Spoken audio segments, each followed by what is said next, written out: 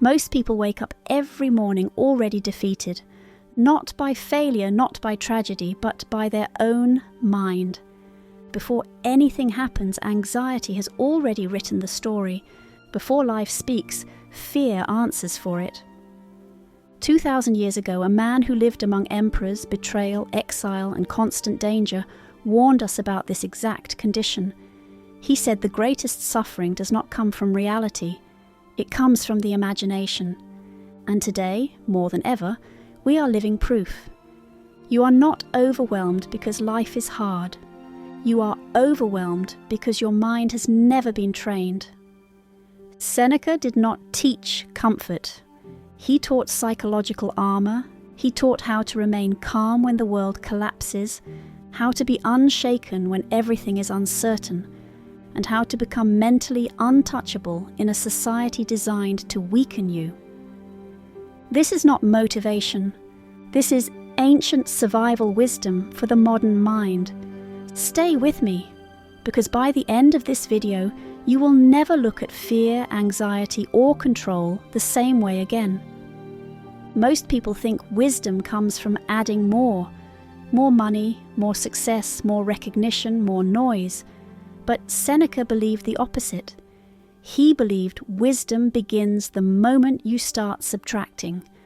Subtracting fear, subtracting illusion, subtracting the lies society quietly feeds you every single day.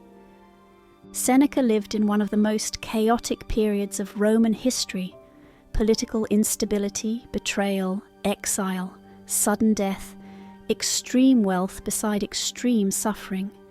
Yet his writings feel like they were written for today, for the modern mind trapped in endless comparison, digital noise, anxiety about the future, and fear of loss. And the reason is simple: human nature has not changed, only the costumes have. Seneca teaches that the greatest slavery is not physical, it is psychological. You can live in comfort, freedom, and luxury, yet still be a prisoner of fear, a prisoner of desire, a prisoner of other people's opinions. Look at modern life. People wake up already anxious, not because something bad has happened, but because something might. Notifications flood the mind before the body even leaves the bed. The fear of falling behind, the fear of not being enough, the fear of losing status. Seneca warned about this exact condition centuries ago. He said, "We suffer more in imagination than in reality." Think about that. How much of your stress today is real, and how much exists only in your mind? The unpaid bill, the delayed reply, the imagined judgment of others, the hypothetical future disaster. Seneca teaches that the mind becomes its own executioner when it constantly projects suffering into the future.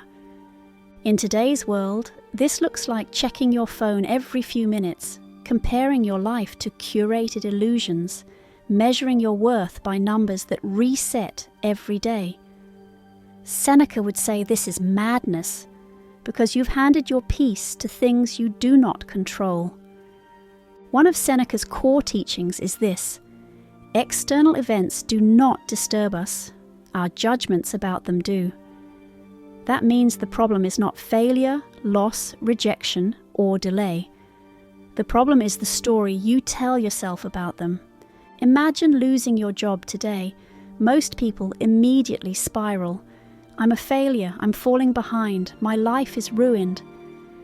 Seneca would step in and say, no, you lost a role, not your worth. You lost income, not your character. The suffering comes not from the event, but from your interpretation of it. He teaches that life is not fragile. Our expectations are. We expect permanence in a world built on change. We expect certainty in a reality ruled by chance. And when reality refuses to obey our expectations, we collapse. Seneca's solution is brutal but freeing. Expect less, and you will suffer less.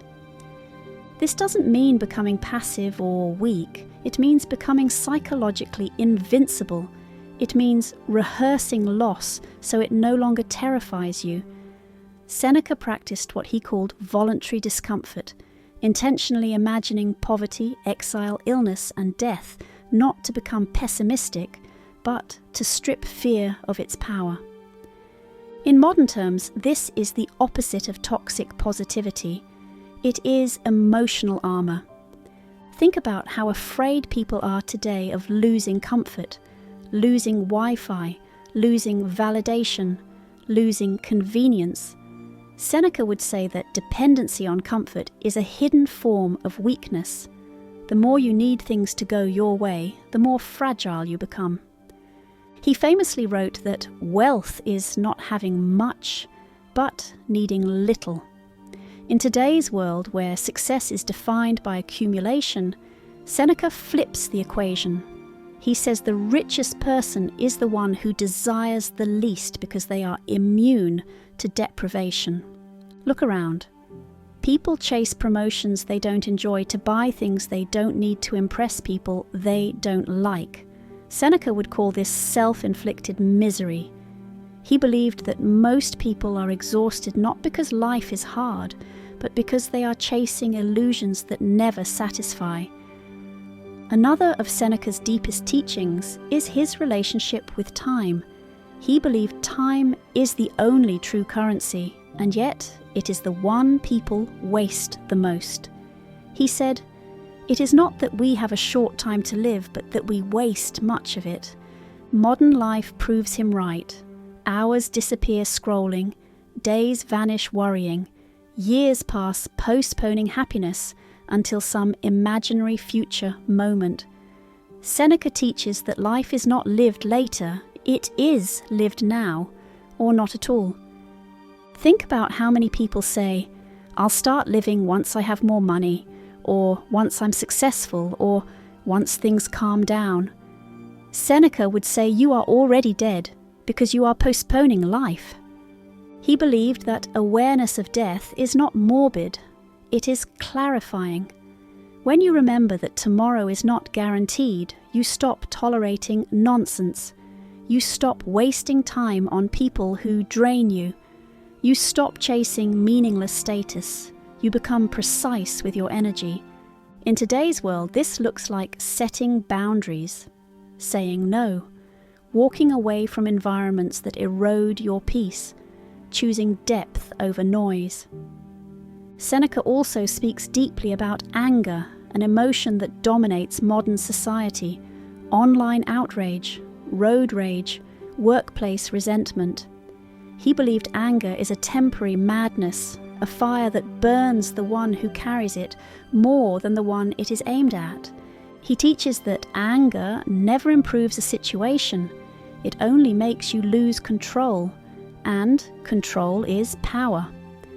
In modern terms, reacting emotionally is handing authority over your mind to external triggers.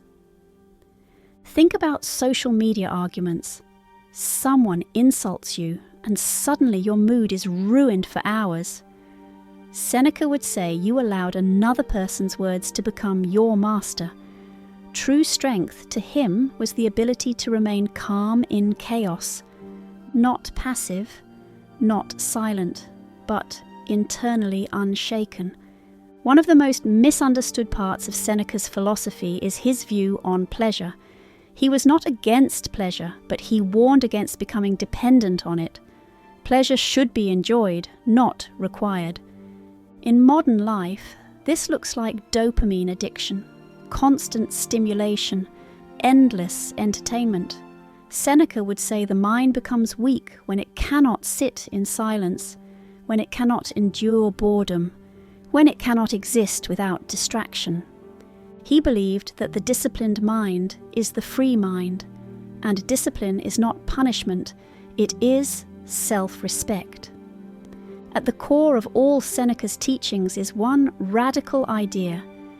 You are responsible for your inner state, not society, not your past, not other people, you. This is terrifying for the weak mind, but liberating for the strong one, because once you realize that peace is an internal skill, not an external condition, You stop waiting for life to be perfect. You become calm in imperfection, steady in uncertainty, grounded in chaos. Seneca did not promise happiness. He promised resilience, and resilience lasts longer. In a world obsessed with comfort, Seneca teaches strength. In a world addicted to validation, he teaches self-approval. In a world ruled by fear, he teaches mastery of the mind. And this is why his philosophy matters now more than ever. Because modern suffering is not caused by lack, it is caused by excess. Excess information, excess comparison, excess desire, excess expectation. Seneca teaches us how to subtract, to simplify, to harden the mind, to free the soul. And when you do that, you don't just survive modern life, you rise above it. If this philosophy resonated with you, if you felt something shift while listening, then this is your sign. Subscribe to Stoic Gateway. This channel exists to sharpen the mind, discipline the soul, and reconnect modern life with ancient wisdom that actually works. Join Stoic Gateway and begin mastering yourself before the world tries to master you.